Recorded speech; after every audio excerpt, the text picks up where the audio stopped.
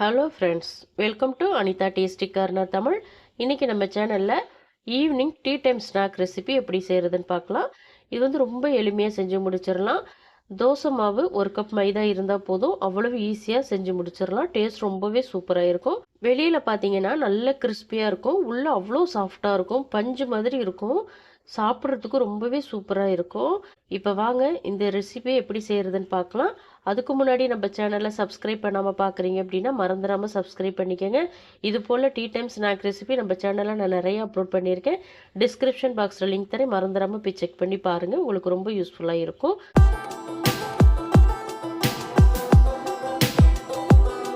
2 cup அளவுக்கு தோசை மாவு எடுத்திருக்கேன். இது வந்து ஒரு நாள் பழைய மாவு. நான் தோசை மாவு தான் எடுத்திருக்கேன். உங்ககிட்ட இட்லி மாவு இருந்தால் இட்லி மாவு கூட நீங்கள் எடுத்துக்கலாம். இதுக்கு வந்து 1 கப் அளவுக்கு மைதா எடுத்துக்கோங்க. 1/4 கப் அளவுக்கு ரவை சேர்த்துக்கோங்க. நான் எல்லாமே மெஷரிங் கப்பால் தான் அளந்திருக்கேன். 1/2 டீஸ்பூன் ஏலக்காய் தூள், 1/4 டீஸ்பூன் பேக்கிங் சோடா சேர்த்துக்கோங்க. ஒரு பிஞ்ச் வந்து சால்ட்டு சேர்த்துக்கோங்க. தோசை மாவில் ஏற்கனவே உப்பு இருந்துச்சு அப்படின்னா பார்த்துட்டு சேர்த்துக்கோங்க, இல்லைன்னா உப்பை ஸ்கிப் பண்ணிவிடுங்க.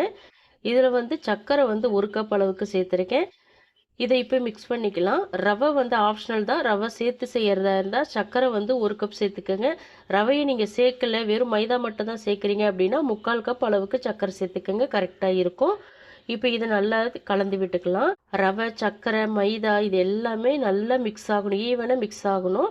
அது நல்லா கலந்து விட்டுக்கோங்க.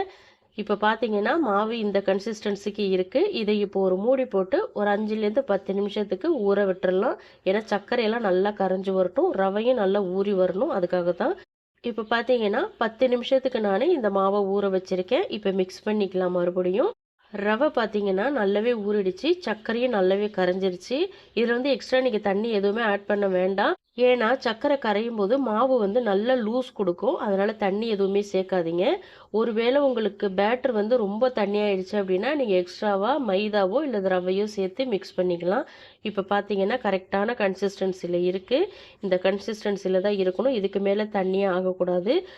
இப்போது போண்டா பொரிக்க ஸ்டார்ட் பண்ணிடலாம். இங்கே வந்து பார்த்திங்கன்னா எண்ணெய் நல்லா நான் ஹீட் பண்ணி வச்சுருக்கேன். இப்போ போண்டாவை போட்டு எடுத்துக்கலாம். எண்ணெய் வந்து நல்ல ஹீட்டில் இருக்கணும். ரொம்ப ஹீட் ஆகிடுச்சு அப்படின்னா அதை மீடியம் ஃப்ளேமில் கம்மி பண்ணி வச்சுட்டு அதுக்கப்புறம் போண்டா போட ஸ்டார்ட் பண்ணுங்கள். ஹை ஃப்ளேம்லேயே வச்சுக்கிட்டு நீங்கள் போண்டா போட்டிங்க அப்படின்னா சடனாக வெளியில் கருகிடும். அதனால் மீடியம் ஃப்ளேமில் வச்சுட்டு ஒன்று ஒன்றா போடுங்க. அதை அடியில் வெந்து வரும்போது அழகாக மேலே எழும்பி வரும். நீங்கள் சின்ன சைஸ்லேயும் போட்டுக்கலாம், பெரிய சைஸ்லேயும் போட்டுக்கலாம், உங்களோட விருப்பம்தான். போண்டா போடும்போது கொஞ்சம் கேப் விட்டு போடுங்க.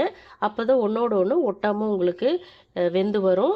இப்போ பார்த்தீங்க அப்படின்னா மேலே எலும்பி வருது பாருங்கள். போண்டா அடியில் வெந்துருச்சுன்னா ஆட்டோமேட்டிக்காக மேலே எலும்பி வரும். நான் வந்து இப்போ மீடியம் ஃப்ளேமில் தான் வச்சுருக்கேன். இப்போ இது எல்லாத்தையுமே திருப்பி விடுங்க. அப்போ தான் ஈவனாக உங்களுக்கு கலர் கிடைக்கும், ஈவனாக குக்காக உள்ளாரலாம். அதனால் நல்லா கலந்து விட்டுக்கிட்டே இருங்க கைவிடாமல். நீங்கள் இந்த ரெசிபியை மைதா மாவுக்கு பதிலாக கோதுமை மாவு பயன்படுத்தியும் செய்யலாம். அதே போல் இதே மெஷர்மெண்ட்டில் இதே மெத்தடை பயன்படுத்தி நீங்கள் கார போண்டாவும் செய்யலாம். இப்போ பாருங்கள், போண்டா எல்லாமே நல்லா கலராக குக் ஆகி வந்திருக்கு பாருங்கள். ஈவனாக குக் ஆகிருக்கு பாருங்கள். எந்த சைடு திருப்பினாலும் ப்ரௌன் கலராக இருக்கும். பார்க்கவே அவ்வளோ அழகாக இருக்குது பாருங்கள். இந்த கலரில் நீங்கள் குக் பண்ணிக்கணும். இப்போ எண்ணெய் எல்லாத்தையுமே நல்லா வடிகட்டிட்டு இதில் வெளியில் எடுத்துக்கலாம். வெளியில் எடுக்கும்போது லோ ஃப்ளேமில் வச்சுக்கோங்க. மீடியமில் இருக்கிற அந்த தீயை வந்து லோ ஃப்ளேமில் வச்சுட்டு இந்த போண்டாவை வெளியில் எடுத்துக்கோங்க. எண்ணெய் நல்லா வடிகட்டிட்டு எடுத்துக்கோங்க. ஒரு டிஷ்யூ பேப்பர்லேயோ அல்லது காட்டன் கிளாத்லேயோ போடுங்க. அப்போ எக்ஸஸாக இருக்கிற ஆயிலெல்லாம் அதை அப்சர்வ் பண்ணிக்கும். அவ்வளோதான், நம்ம ஸ்நாக் ரெசிபி ஈஸியாக செஞ்சு முடிச்சிட்டோம். அவ்வளவு டேஸ்டியாக இருக்கும். குழந்தைங்களுக்கு கண்டிப்பாக செஞ்சு கொடுங்க, விரும்பி சாப்பிடுவாங்க.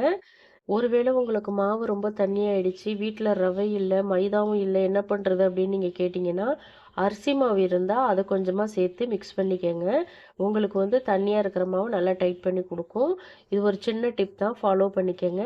இது வந்து நல்ல சூப்பராக இருக்குங்க. வெளியில் கிறிஸ்பியாக உள்ள சாஃப்டாக அவ்வளோ சூப்பராக இருக்கும். டீ கடையில் செய்வாங்களே இனிப்பு போண்டா, அதே போலவே இருக்கும். நிச்சயமாக மறந்துடாமல் உங்கள் வீட்டில் இன்றைக்கே ட்ரை பண்ணி பாருங்கள். இந்த ரெசிபி பிடிச்சிருக்கும்னு நம்புகிறேன். பிடிச்சிருந்தா லைக் பண்ணுங்கள், ஷேர் பண்ணுங்கள்.